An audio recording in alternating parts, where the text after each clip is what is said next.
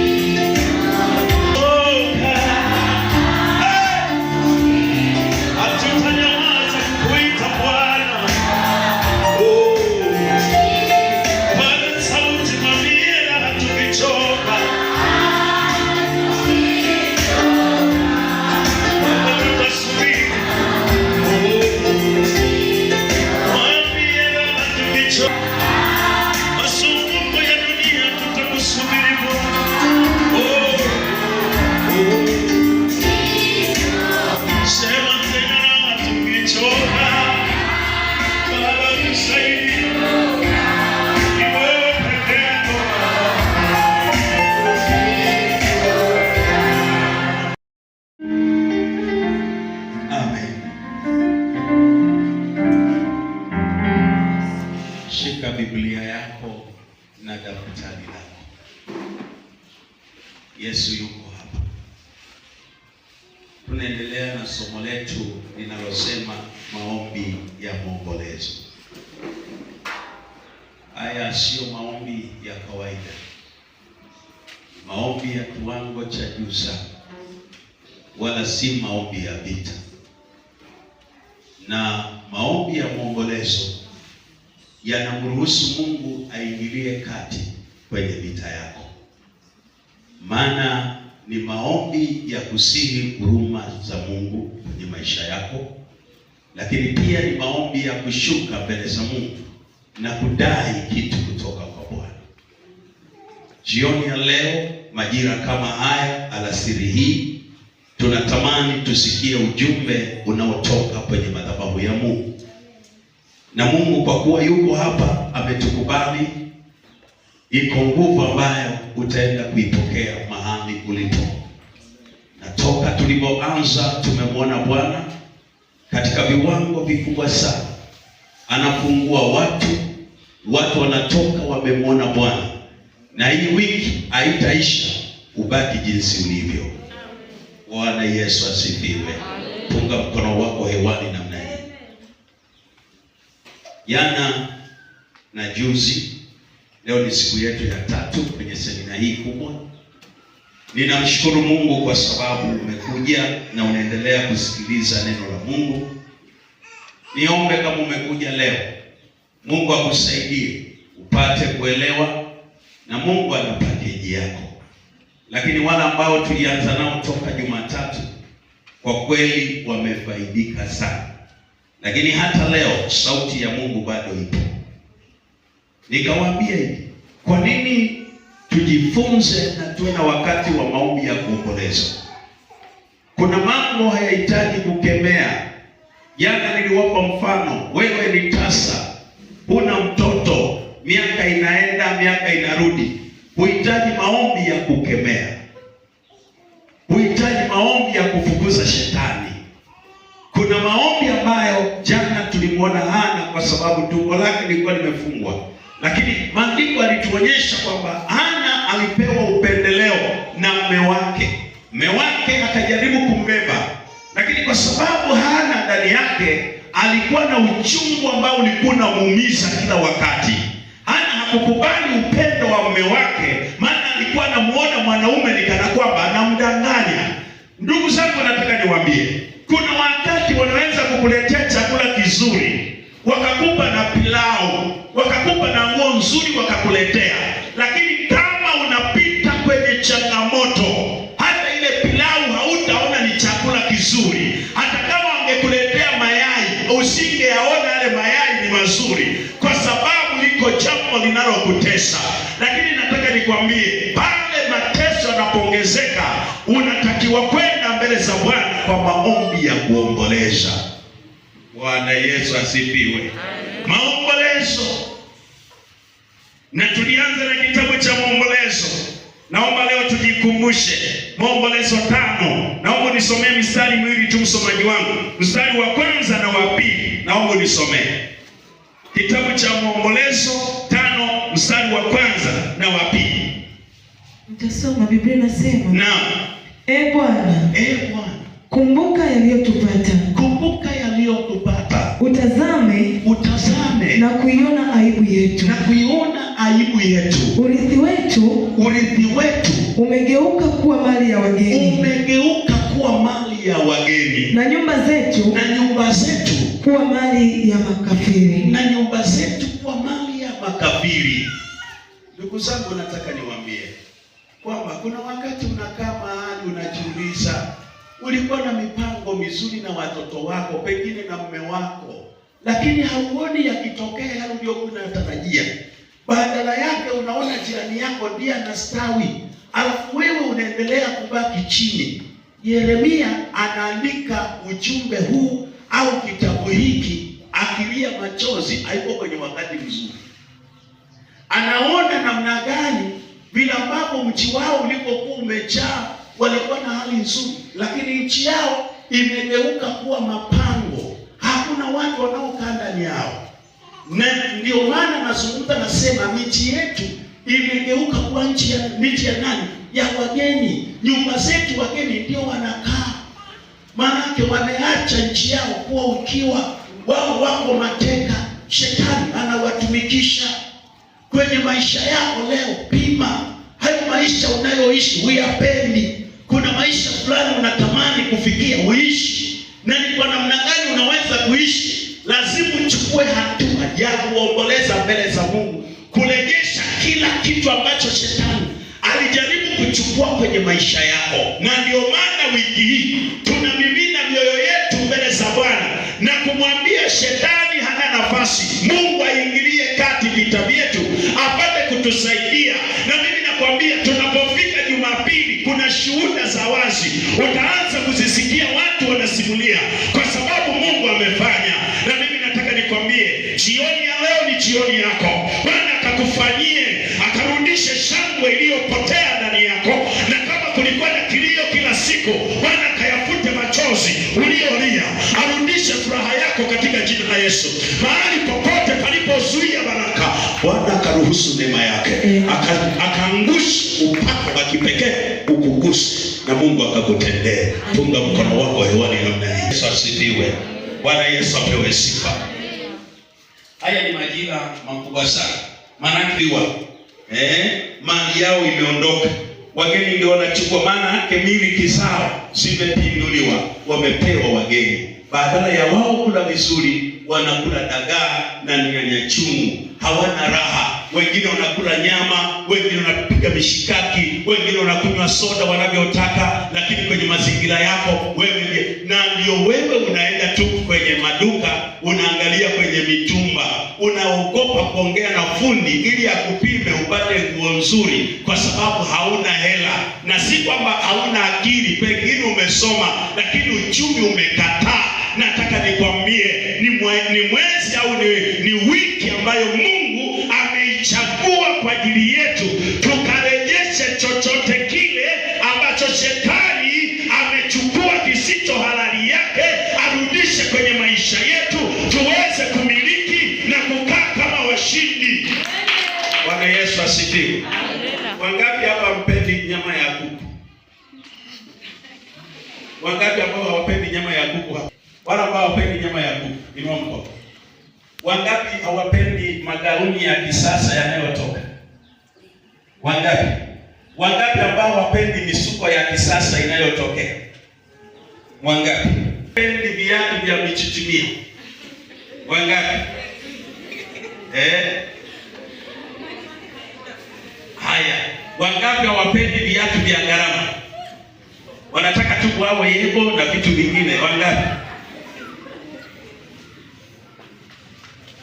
Wangapi wanapenda mavazi ya bei ya rahisi? Hawa wote tunataka ya gharama, si ndio? Kwa sababu sisi ni wanini? Ni wa gharama. Sasa tunapateje? Lazima turudi kwenye hazina ya Mungu, ili Mungu achilie neema kwa kilio na machozi, kudai ile hazina iliyofichwa. Kuna watu hapa, kuna mtu hapa alishawahi kuchimba dhahabu? Kuna mtu hapa alishawahi kuchimba dhahabu? Kuna mtu hapa alishawahi kuchimba dhahabu? Na ulishawahi? Sasa huyu anaweza kukusimulia. Hakuna kazi ngumu kama kuchimba dhahabu. Unaona kabisa njia ya dhahabu hii hapa. Huwezi na njia. Yaani unaona dhahabu kabisa imepita. Si ndio mzee? Yaani zinapita kabisa, unaona zina njia kama vile unavyotaka nini. Yaani kuna mkanda unaona kabisa. Sasa ule mkanda unaangukia kwenye mwamba. Yaani unaenda kwenye mwamba. Yaani unaona umechoronga kwenye mwamba umeenda. Sasa ule mwamba unatakiwa ubomoe ule mwamba, utoboe mpaka upasue lile jiwe litoke. Wanaume wanapigwa, yani zinatoka cheche zinawapiga kwenye macho, zingine zinaruka zinawapiga kwenye mikono, anapiga, lakini mwanaume anagonga kwa sababu chini anajua kuna matunda nitayafikia. Ndivyo tunavyotaka kuponda kwenye imani yetu. Ukitaka kuona vitu vikubwa katika ulimwengu wa roho, lazima ukubali kujitoa kwa Bwana kwa machozi na kilio kikubwa, ili Mungu asikie, ufikie hazini iliyofichwa. Makofi mazuri kwa Bwana. Wokovu sio lele mama, wokovu ni kujitoa. Jana tuliona habari ya Yona. Tukaangalia habari ya Yona. Ameenda Ninawi, amewaambia, wakakubali Mungu na wakatii kwa sababu ya maombi, na tena mpaka wanyama wao. Yaani wanyama walibikwa nguo za magunia. Wanyama ili wote waomboleze. Maandiko yanasema hata watoto waliokuwa wakinyonya hawakunyonyeshwa. Eti mchungaji Luka leo akiamuru familia yake wanaonyonya wafunge, anaonekana ni katili. Sio katili.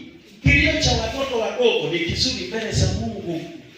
Maanake kama umekutana na janga, nao wajue tuko kwenye janga, wao watajua wanalilia chakula, kumbe wanamlilia Mungu.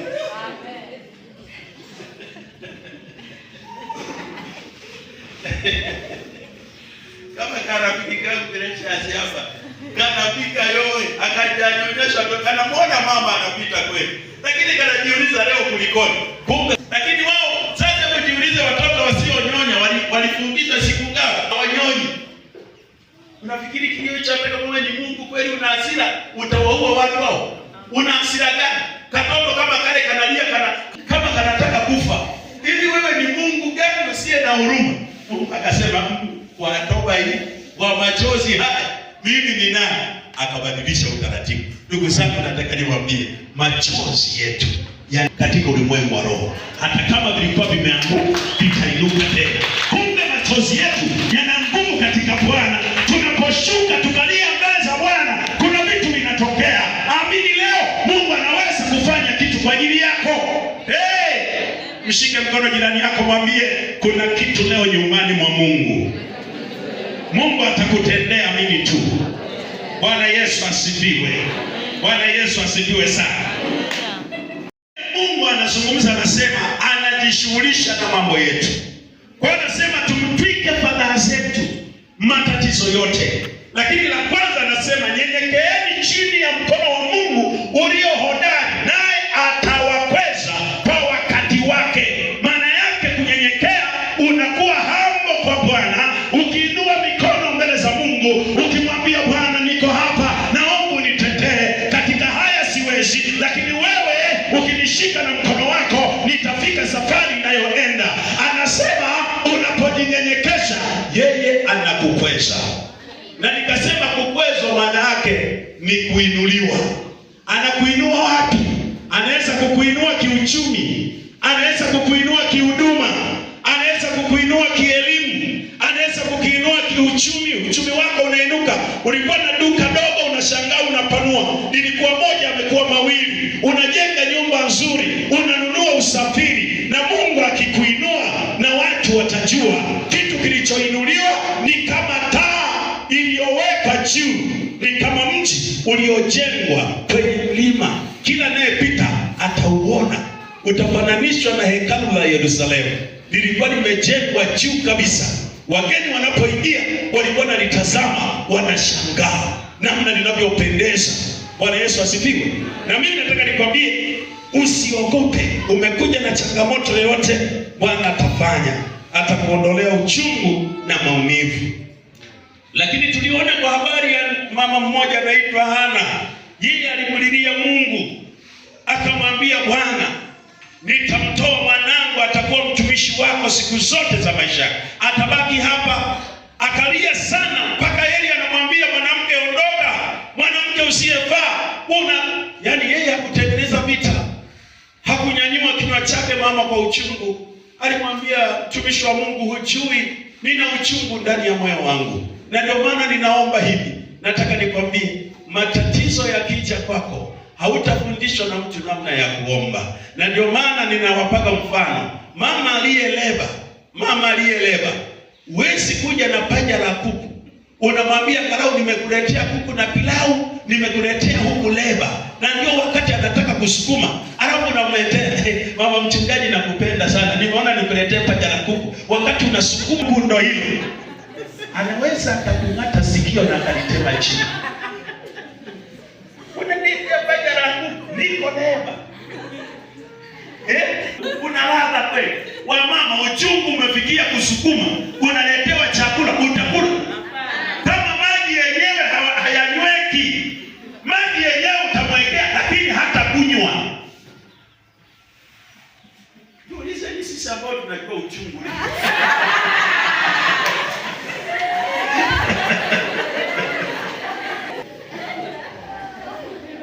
Bwana Yesu asifiwe.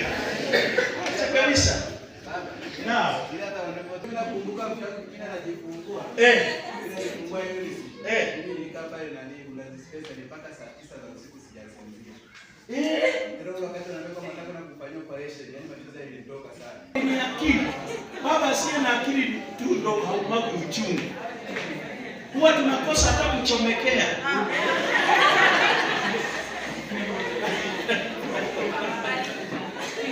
Huwa hata kuchomekea tuchomekeaje?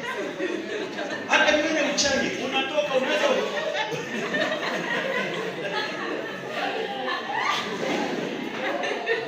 mke wangu ni shahidi. Mungu akubariki wewe baba. Wapo wengine sisi tumemaliza watoto tumboni. Yeye sita ndo anaonekana. Mungu ataonekana. Tena hana muda kabisa. Wale Mungu akubariki wewe baba. Hawa hawafai kuoa. Na mimi sidhani kama wewe ni mwanamume halisi. Hana huruma. Mama, kwanza kuna mambo mawili. Mama anapoenda kujifungua, wanaume watu na mambo mawili. Unajiuliza, je, atajifungua salama au kuna chochote kitatokea? Haulali. Wewe kazi yako ni kulia na Mungu, ni kupambana na Mungu. Baba, labda nishuhudie kidogo. Karibu. Kwamba nimshukuru tu Mungu kumleta huyu mwanamume hapa kanisani. Watoto wote 6 mimi sijawahi kukaa na mume wangu eti hivi. Anakuta nimejifungua na nimepelekwa na wababa wengine. Nimepitia hayo maisha. Pengine mpaka kuna moyo wako haukulalia kwa mababa wengine. Amina. Ya kwa mapacha. Nilihudumiwa na KK yule marehemu. Mwanaume hayupo kabisa. Wewe anasikia uchungu. Kwanza nimshukuru tu Mungu Bwana kwa kanaka kwenye madhabahu. Anipigieni makofi. Kwa maana anaeleza hicho. Akadama angalau atoke kwenye uchungu, akutane na mume wake akimtia moyo. Maana sehemu ya leba sio sehemu ya mchezo. Pale ni kuagana na roho na sio sehemu ya mchezo. Hivi leba ni sehemu ya mchezo. Watu wanadansi uchi, anacheza na angalia watu yuko hapa. Ameshika hivi. Wengi wananyonga. Wananyonga kwa sababu gani? Anaona ni usumbufu. Anashikwa na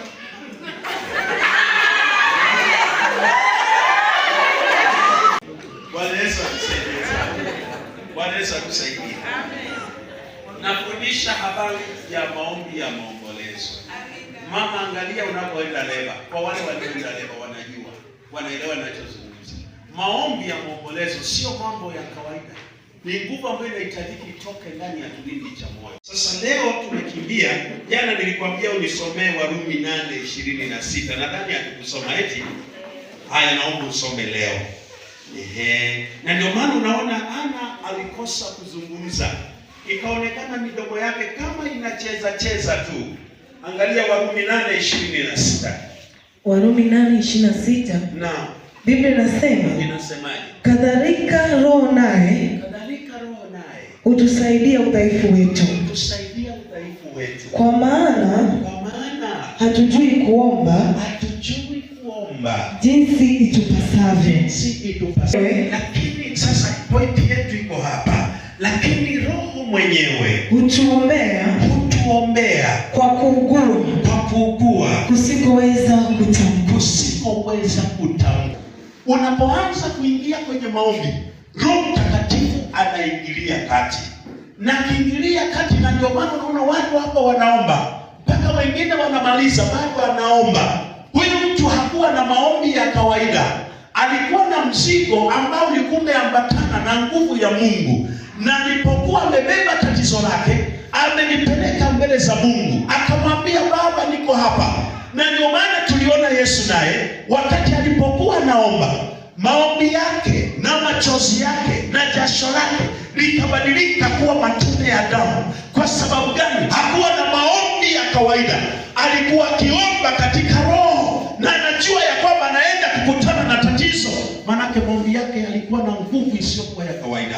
Roho Mtakatifu akiingilia maombi yako kati, hayatakuwa maombi ya kitoto. Watu wanaweza kwenda sokoni wakarudi, bado mtu anamimina nguvu ya Mungu. Maana anayeomba ni Mungu mwenyewe. Fika mwisho, na ndio maana tulipomaliza akasema, wala alipomaliza maombi yale uso wake haukukunjamana tena. Aliondoka akiwa na uhakika kwamba Bwana amenijibu.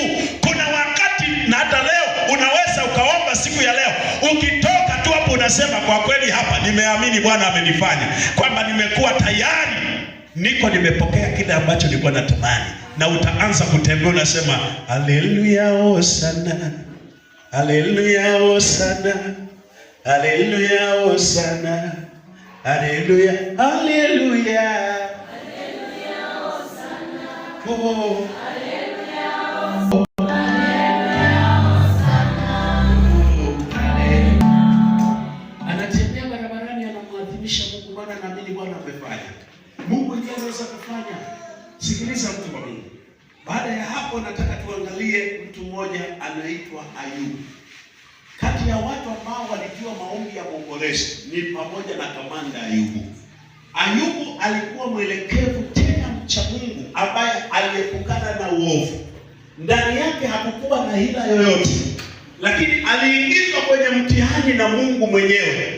Mali zake zote, watoto wake wote na kila alichokuwepo nacho, nyumba zake zote zikaungua moto. Akabaki yeye na mke wake hawana mahali pa kuegemea. Sikiliza maandiko haya hapa. Fungua kwenye kitabu cha Ayubu sura ya kwanza. Tusome mstari wa 20 na 21. Uone watu wa Mungu walivyo. Nitasoma. Na Ayubu 1 mstari wa 20 na wa 21. Na Biblia inasemaje? Ndipo Ayubu akainuka. Ndio. Akalilalua joho lake. Kisha akanyoa kichwa chake na kuanguka chini na kusujudia. Akasema, mimi nilitoka tumboni mwa mama yangu, nili uchi, nami nitarudi tena huko uchi vile vile. Bwana alitoa na Bwana ametoa, jina la Bwana na libarikiwe. Amen. Ndio sala zetu tunaomba eti wakati wa baada ya kupewa taarifa kwamba vitu vyake vyote vimeangamia, watoto wake wameangamia, yeye alikuwa kama kuhani kwa nyumba yake. Alikuwa akiitisha watoto wake anawaombea, maana alikuwa anajua pengine wametenda kosa. Anatoa dhabihu ya jioni, anatoa asubuhi, anatoa dhabihu kila wakati, akiwaombea na kuwatakasa watoto wake. Alikuwa baba mzuri ambaye alikuwa akiwaombea wanaye. Anajua pengine labda hata wamenena kwa upumbavu, anawaombea, anatoa dhabihu. Alikuwa mwelekevu. Lakini sasa shetani ameruhusiwa, ameharibu mali zake zote. Sasa ndio maana sasa mstari wa 20, baada ya kuharibiwa, nini kitatokea kwake? Walisubiri kwamba angetukana Mungu, angeongea maneno yasiyofaa, lakini maneno yake sikia, ndo haya hapa. Ndipo Ayubu akainuka, akararua joho lake, kisha akanyoa kichwa chake na kuanguka chini na kusujudia. Alipoona na kupewa hizi taarifa, yeye hakutafuta mtu wa kumlaumu wala hakumlaumu Mungu.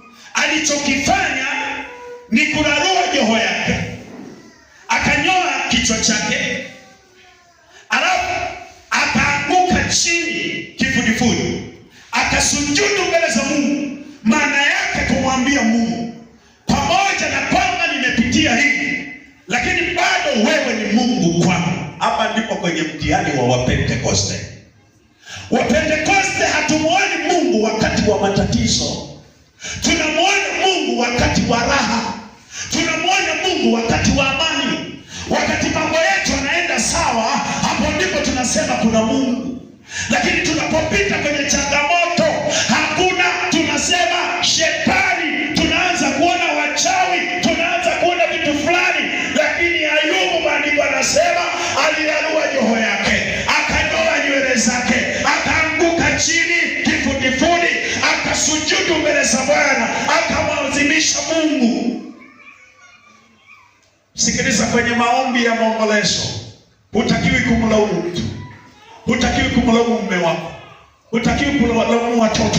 Ni wakati wa kuungama na kumwambia Baba, ninaomba, pengine liko jambo ambalo mimi silijui, pengine unataka kujitukuza tu ili kwamba mambo fulani yatokee. Akasema mimi nalitoka tumboni mwa mama yangu nili uchi, nami nitarudi tena huko uchi vile vile. Bwana alitoa na Bwana ametwaa, jina la Bwana libarikiwe. Kumbe aligundua hivi, pamoja na mali hii imechukuliwa, haikuwa mali yangu. Nilikuja niko peke yangu kama nilivyo sasa. Nini nifanye? Nigombane na aliyenipa? Hapana. Anasema Bwana alitoa na Bwana ametwaa, jina lake lifanye nini? Libarikiwe. Mungu amechukua cha kwake. Mwombolezaji uliyeko hapa leo, kwenye maombi yako utakapoingia, acha kuwalaumu watu. Usiangalie muda watu waliokuchelewesha kwenye maisha yako. Hata kuangalia migogoro ambayo imetengenezeka kwenye maisha yako. Usimwangalie mume wako aliyekutesa. Usimwangalie mke wako aliyekutesa. Usiangalie jamaa yako aliyekutesa. Mwangalie Yesu kwamba aliruhusu hili kwa ajili tu nijifunze. Kuna mambo yanatokea kwenye maisha yetu, lengo sio kutuua, lengo ni kutufundisha. Bwana Yesu asifiwe. Na wengine yanakuja ili tutengeneze ushuhuda. Unatengenezewa ushuhuda kwenye maisha yako. Mungu anatengeneza ushuhuda leo. Ayubu anajua ya kwamba nina Mungu ninayemheshimu, na ndio maana alikuwa mwadilifu. Na shetani alikuwa ambacho alikuwa anakitafuta Ayubu akosee kwenye maneno yake ili apate kumshtaki. Lakini Ayubu alikuwa na Mungu. Watumishi wa Mungu, nisikilize kwa makini. Changamoto yako ya leo unayoiona leo, usitafute sababu ya mtu aliyesababisha. Kuna watu wengine wanatumiwa na ibilisi. Usimuone mtu tu, ona ibilisi nyuma yako. Kama ni ibilisi, pigana na ibilisi huko. Usione wanadamu. Halo? Yes. Mimi nakumbuka mama yetu. Baba yetu sasa ni marehemu. Ila baba yetu alikuwa naoa sana. Naoa ni kati ya wazee ambao walikuwa wa zamani. Alikuwa anaweza kufanya chochote kile. Tena analeta kwa mama, anamwambia amuka upike chakula, alafu katandike kitanda. Yaani kitanda anaenda kutandika mama. Hivyo unaishi kaweza hivi. Yaani anaenda kutandika, yaani wanaendelea na maisha yao na wanasalimiana. Na akimaliza nguo, hafui yule aliyelala pale, mama ndo anafua nguo. Wanajua wewe tu umeona message kwenye simu hapalaliki, magodoro yamekusanywa, mabegi yamekusanywa, jamani naenda, naenda. Hapo na nusu. Yaani unakutana na message kwenye simu ya mume wako na simu unaaga.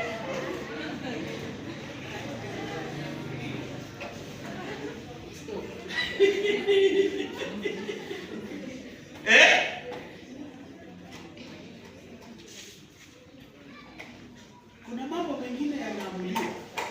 Kuna mambo mengine yanatokea kwenye maisha yetu, yanatuandalia ushindi na ushuhuda wa kesho. Mama yetu hakutikisika, waliletwa wengi wakapita, mpaka mama yetu amekuza watoto wake na mzee mpaka ameenda kufariki, wako pamoja, hakuondoka.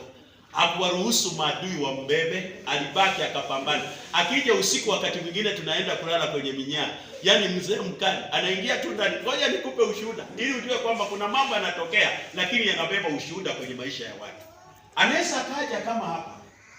Kwa mfano simama yuko ndani. Yaani anataka tu ampige. Akiingia kama hapa hivi, anapiga kelele. Anasema nani amenisukuma? Yaani mlango umefunguliwa, anasema kuna mtu amenisukuma. Kuna mtu amenisukuma. Anamuuliza mlikuwa na nani huko ndani? Maana nimekutana jamaa amenipiga kikumbo. Yaani kumbe hapatoshi huko ndani.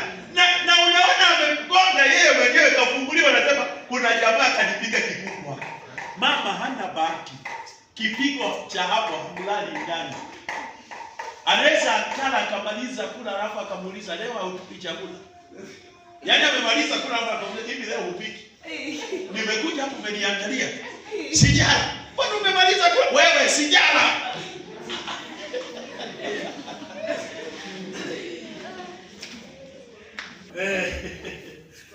Kipindi nilikuwa mdogo kabisa. Sasa baba yangu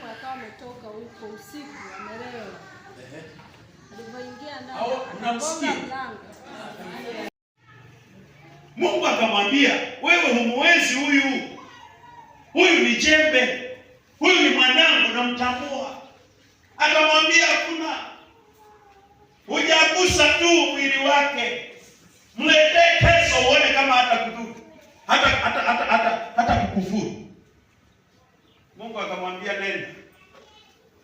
nenda ukamtese, ukaguse mifupa yake, ukaguse mwili wake na ngozi yake, lakini huna mamlaka juu ya roho yake peke yake.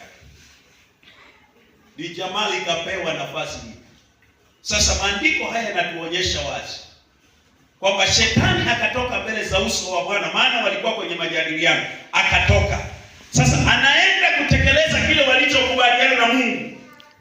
Akampiga Ayubu na majipu mabaya, tangu wayo wa mguu hata utosi wa kichwa, naye akashika kigae cha kujikunia, akaketi majivuni. Nisikilize mtu wa Mungu, tuko kwenye maombi ya maombolezo. Ayubu amepatwa tatizo la ugonjwa, na ugonjwa huo umeruhusiwa na Mungu mwenyewe kupitia adui Shetani, kwamba wewe fanya uwezako. Yeye anampiga majipu kuanzia unyayoni mpaka utosini, maanake mwili wote ulikuwa unatoa harufu. Maandiko yanaonyesha akawa anachukua vigae, anajaribu kujikunia majipu. Ndugu zangu, nani alishawahi kuugua jipu hapa? Tena moja. Nani aliugua moja? Nani aliugua mawili? Mawili. Na wewe mawili. Zaidi. Hebu nipe story. Ilikae hatari. Ukilala mahali unanyanyuka na ile ngozi, kama umelala kwenye ngozi. Kama uko kwenye godoro, unaamka na lile godoro linakufuata. Unagandamana pale pale. Na ndio maana mke wake anafika mahali sasa, anaona huyu Ayubu, anamuuliza swali, je, Ayubu, taendelea na utimilifu wako kwa Mungu wako? Si ufike mahala ukufuru ukafe? Kwa nini ushikamane na Mungu? Maana unateseka. Aheri ufe, upumzike, umkose Mungu. Lakini Ayubu akamwambia, nisikilize. Wewe ni mwanamke nani? Ni miongoni mwa wanawake wapumbavu, na wewe umo.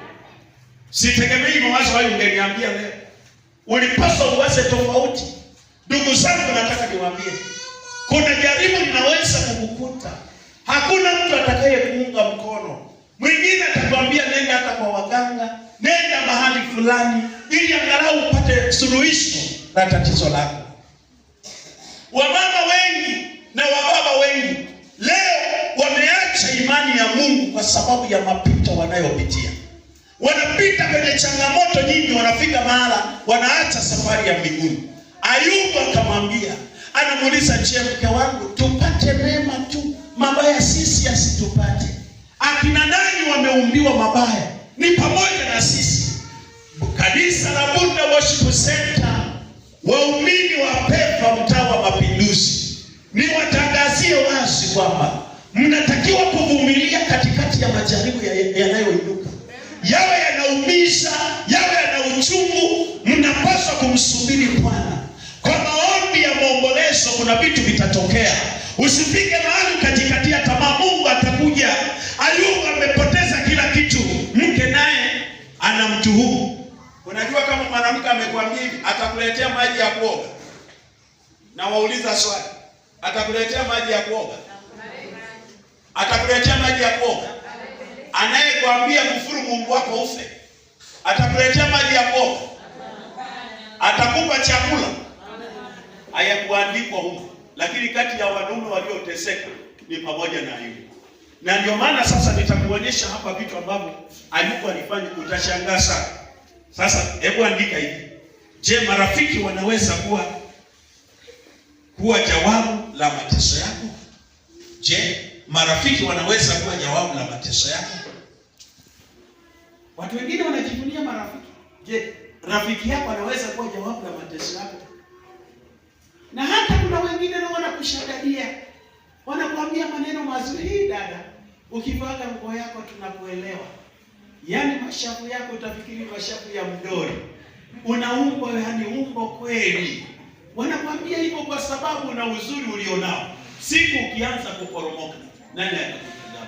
Nani atakuangalia? Wote watakukwepa. Simu watazima. Wakiona ni simu yako wanakata. Wakati wa jaribu lako, wakati wa mapito yako, hakuna atakaye kutazama. Unahitaji maombi ya pekee ya kuomboleza mbele za Bwana ili yeye mwenyewe ashuke akuhudumie kwenye jaribu lako. Wala usiwategemee wanadamu. Siku moja nimewaambieni hapa, wanadamu wanawahi kuchoka.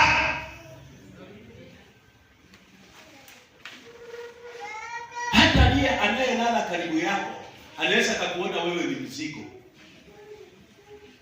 Kwani watu wangapi wameachwa kitandani? Mtu anasukumia mbali hapo, halafu anakimbia anaenda kuolewa.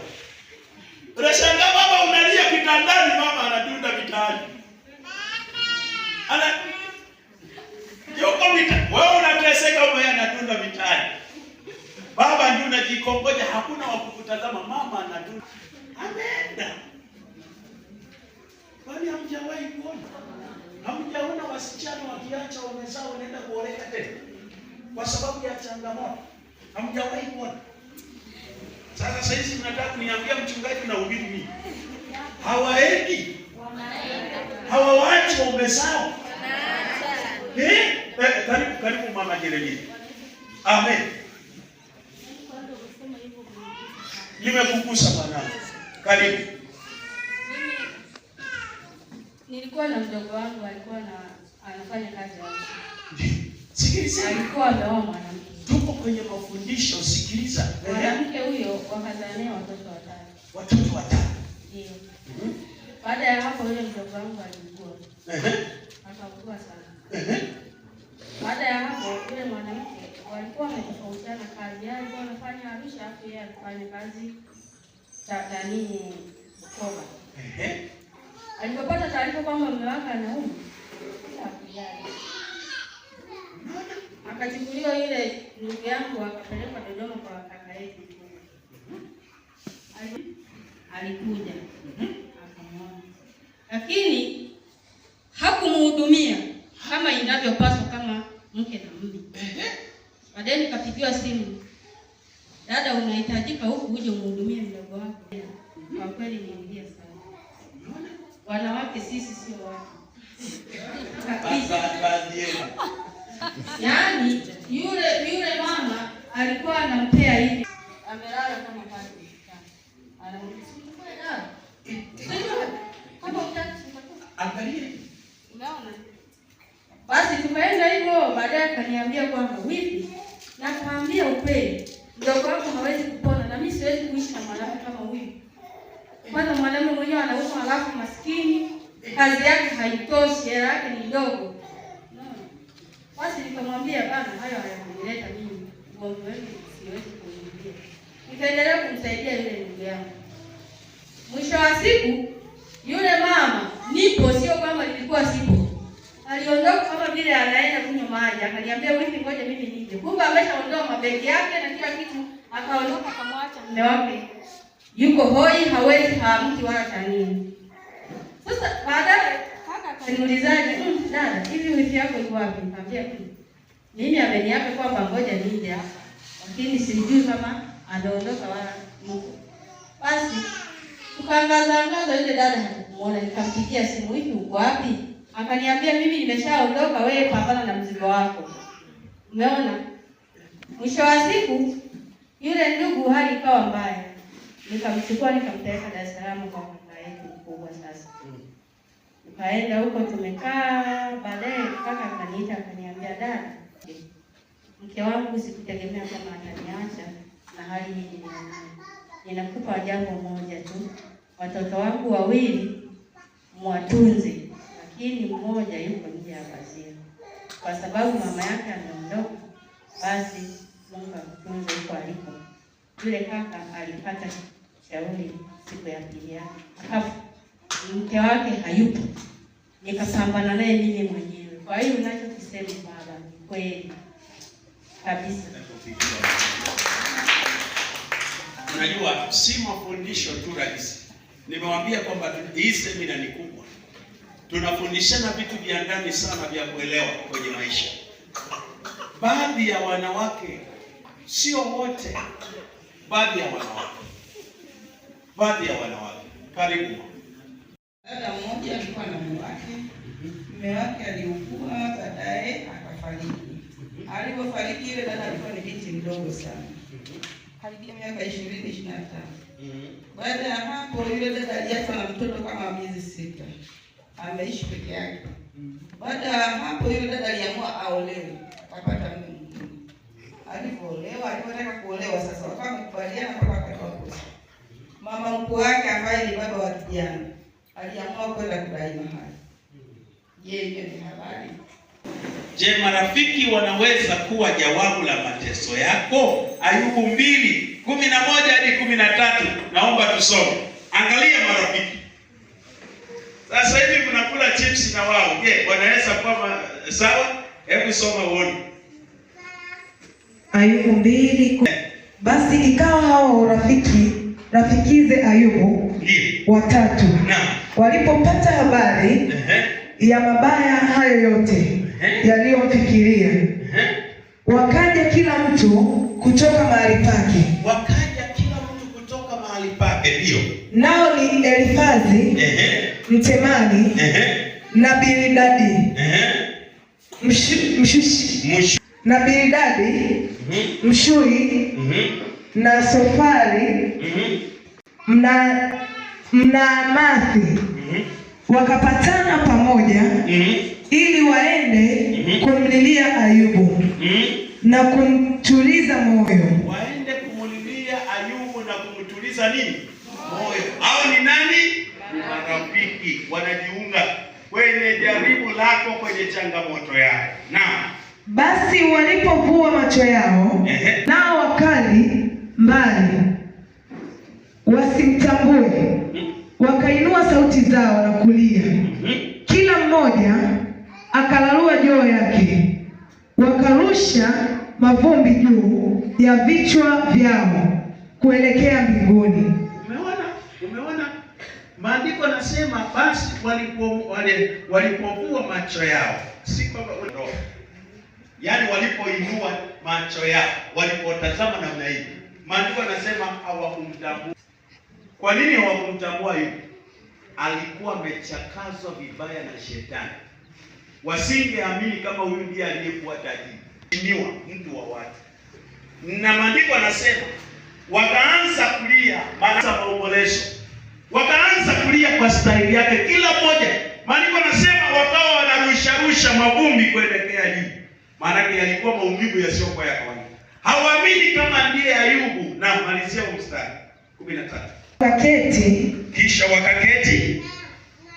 Wakaketi nchi pamoja naye muda wa siku 7 mchana na usiku, wala hapana mmoja aliyenena naye neno lolote, kwa maana waliona ya kuwa mashaka yake aliyo nayo ni makuu mno. Nani sasa mpendwa anaweza kubeba tatizo lako? Waliokuja wao wenyewe siku 7 hawaongei, ambao unatarajia wakutie moyo siku 7 wamenyamaza. Nataka nikwambie kuna jaribu linakuja, hata mke wako anaweza asilibebe, hata mume wako anaweza asilibebe. Kinachotakikana ni wewe kubeba neno lako, kulipeleka mbele za Mungu aliye hai. Na ndio maana sasa tumeona watu wangapi ambao wanamsaliti Ayubu? Watu 4. Wa kwanza mke wake, marafiki 5. Kwenye maisha yako jitengenezee kaeneo ka kushikamana na Mungu. Ukae karibu na Mungu, kumwambia Mungu juu ya tatizo lako. Kuna matatizo mengine utawaambia marafiki, lakini watakuwa ni wimbo kusemelea.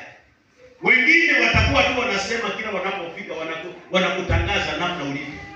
Lakini ukipata wakati wa kumuuliza Mungu juu ya shida uliyo nayo, ukamimina moyo wako kwa Bwana, kuna vitu vitatokea. Usitegemee marafiki unaoleo kwa sababu kuna kitu. Na ndio maana hao marafiki wamekuja siku 7 hawaongei. Wamekaa tu, kazi yao ni kulia, wanamwangalia Ayubu. Na tena maandiko yanasema, yanaeleza wazi kabisa. Kwenye pointi hii anasema, kwa maana waliona ya kuwa naye ni makuu mno. Mashaka ya Ayubu hayakuwa ya kawaida, si kupoteza mali tu, lakini pia mwili umeingiliwa, na si mwili tu kuingiliwa, mpaka mke naye anaondoka. Maana Biblia haiandiki tu, lakini huyu mwanamke inawezekana alimwepuka huyu, kwa sababu anapofika maana anamwambia achana naye Mungu wako ambaye unakaa kwake, manake kuna sauti. Ndugu zangu, nataka niwaambie kuna mambo yanatokea kwenye maisha yetu, tunatakiwa kukaa karibu na Mungu kuliko kawaida. Mungu ndiye atakayetusaidia kututoa mahali tulipo. Usiangalie changamoto ukaiinua ikawa kama mlima Kilimanjaro. Hata kama tatizo lako lingeonekana kubwa, enda mbele za Mungu, yeye ndiye atakusaidia. Usitegemee watu, maana watu wanachoka kwenye tatizo lako, lakini ukimtegemea Mungu, ukamwelekezea Mungu changamoto yako, atakuondolea maumivu na mateso. Bwana Yesu asifiwe. Bwana Yesu asifiwe. Sikiliza, marafiki wanaweza kukushutumu. Hiyo ni point. Marafiki wanaweza kukushutumu. Sasa unapoingia kwenye maombi, usiwajibu wale maadui ulionao kwenye maisha yako. Elifazi huyu alikuwa anamshutumu tu Ayubu, hakuwa mtu mwema kabisa. Badala ya kwamba wameenda kumtia moyo, walienda kumwongezea shida. Ayubu 4:1 hadi 21. Ndipo huyu Elifazi Mtemani akajibu na kunena, mtu akijaribu kuzungumza nawe, je, utaona ni vibaya? Unaona maswali yake je? Mimi nateseka, lakini anayeanza kuzungumza na mimi kama ananiua, ananiponda ponda. Eti mtu akitaka kuzungumza na wewe, utaona ni vibaya? Mimi umekuja unitie moyo kuja kuniuliza. Unaniuliza maswali gani? Hawa ndio watu tulio nao. Anauliza, lakini ni nani awezaye kujizuia asinene? Anamuuliza nani atanyamaza kwenye hili asiseme? Mstari wa 3 anasema, tazama wewe umewafunza watu wengi, nao umewatia nguvu mikono iliyokuwa minyonge. Maneno yako yamemtegemeza huyo aliyekuwa anaanguka, nawe umeyaimarisha magoti manyonge. Lakini sasa haya yamekufikiria wewe, nawe wafa moyo, yamekugusa nawe wafadhaika. Unaona maswali kama ya kejeli. Anajaribu kuonyesha namna alivyokuwa na nguvu, alivyowasaidia watu, namna alivyokuwa imara, namna alivyokuwa anawaelekeza. Sasa sikiliza maneno mengine. Je, dini yako sio matarajio yako na matumaini yako? Si huo uelekevu wa njia zako? Kumbuka tafadhali, ni nani aliyeangamia akiwa hana hatia? Ndio swali niulize wewe. Yesu anamwambia kabisa, wewe una hatia. Hakuna mtu aliyewahi kuumia, hakuna mtu aliyewahi kuteseka isipokuwa wewe Ayubu. Unapita kwenye hili kwa sababu una hatia. Tamani kuingia kwenye maombi haya. Haijalishi umelaumiwa na nani. Unaweza ukalaumiwa na wazazi, unaweza ukalaumiwa na watu wa jamii unakotoka, unaweza ukalaumiwa na kiongozi wako, unaweza ukalaumiwa na mtu yeyote, lakini nataka nikwambie, lazima ufike mahala ujue ya kwamba Mungu anaporuhusu jaribu kwenye maisha yako, unayepaswa kumwendea Mungu kwa moyo wa maombi ni wewe mwenyewe. Bwana Yesu asifiwe. Bwana Yesu asifiwe. Ayubu yeye alitulia. Utasoma kwa wakati wako 1-21. Lakini andika hivi, katika magumu atafanya njia. Katika magumu atafanya njia. Maana katikati ya machozi yako atafanya njia. Angalia kwenye kitabu cha Ayubu 14:7-9. Ayubu na pamoja na kwamba anapita kwenye magumu, lakini anasema, lakini yako matumaini katika mti uliokatwa, ya kwamba pamoja na kwamba umekatwa utafanya nini? Na endelea. Ijapokuwa mizizi yake huchakaa mchangani. Ijapokuwa mizizi yake inachakaa mchangani. Na shina lake hufa katika udongo. Na shina lake hufa katika udongo. Lakini kwa harufu ya maji. Lakini kwa harufu ya maji. Utachipuka. Utachipuka. Na kutoa matawi tena kama mche. Kutoa matawi tena kama mche. Bwana Yesu asifiwe. Piga makofi kwa Bwana. Hayo makofi machache. Maandiko ya Mungu yanasema.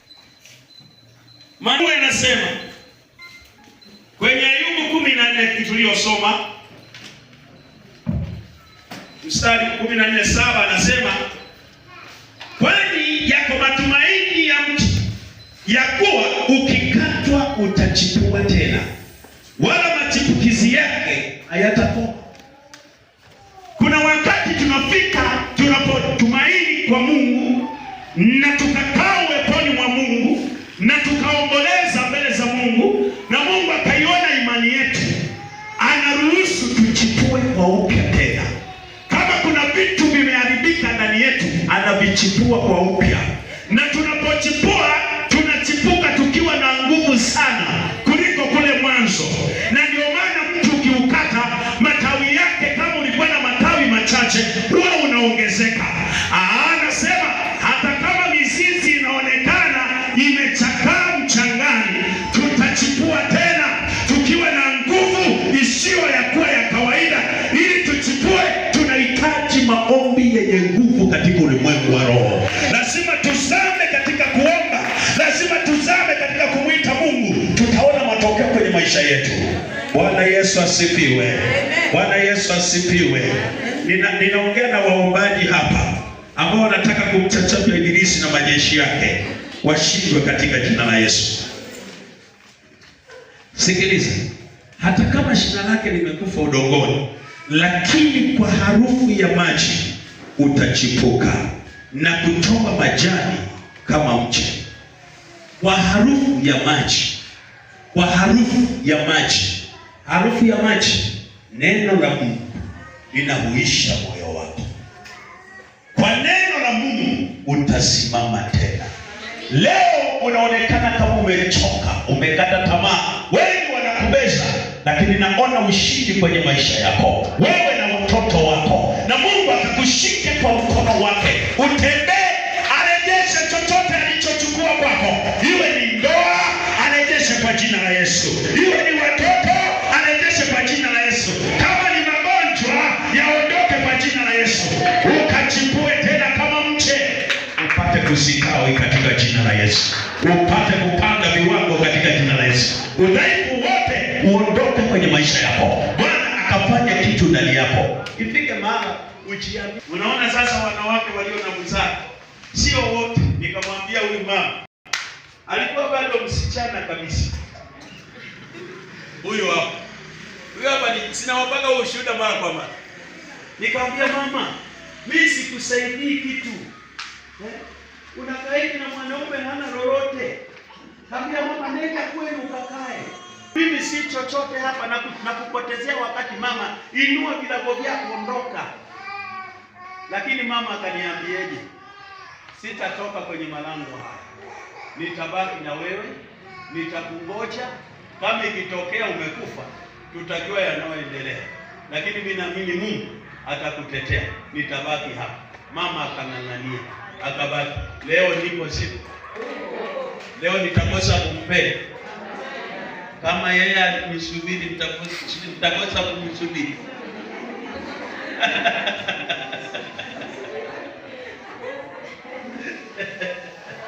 Munga mkono wako hewani namna hii.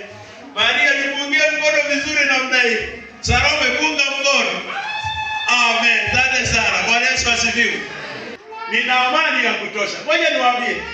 Ninawafundisha namna ya kuomboleza mbele za Mungu. Haya ni maombi ya kiwango cha juu sana, ambayo yanajibiwa kwa haraka kuliko kawaida.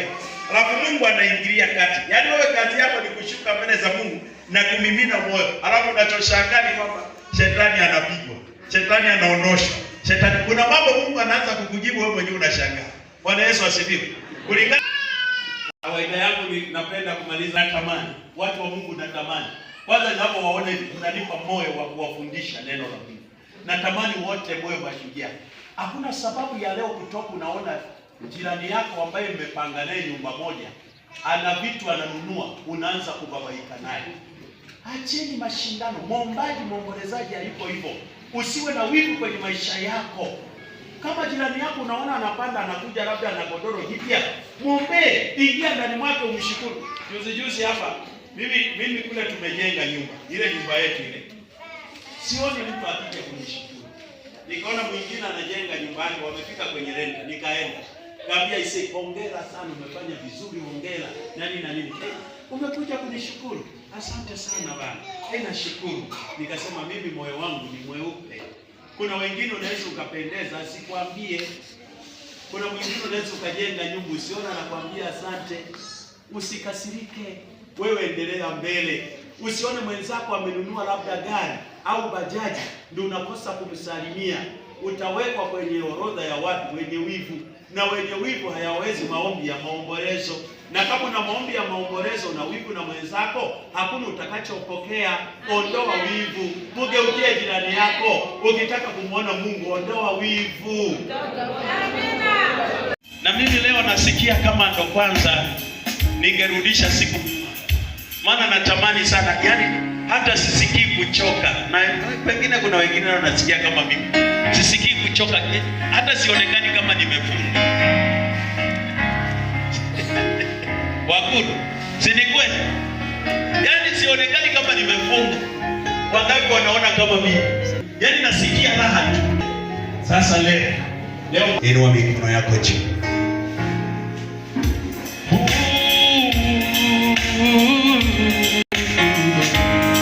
Hakika wewe ni Mungu. Hakuna kama wewe Bwana.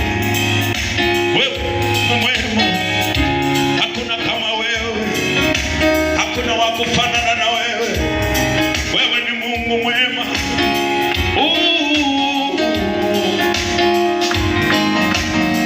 Baba, mimi ninakuabudu. Baba, mimi ninakuabudu. Mbele zako Baba, mimi ninakuabudu. Mikono yangu ninainua, mimi ninakuabudu. Baba, mimi ninakuabudu. Baba,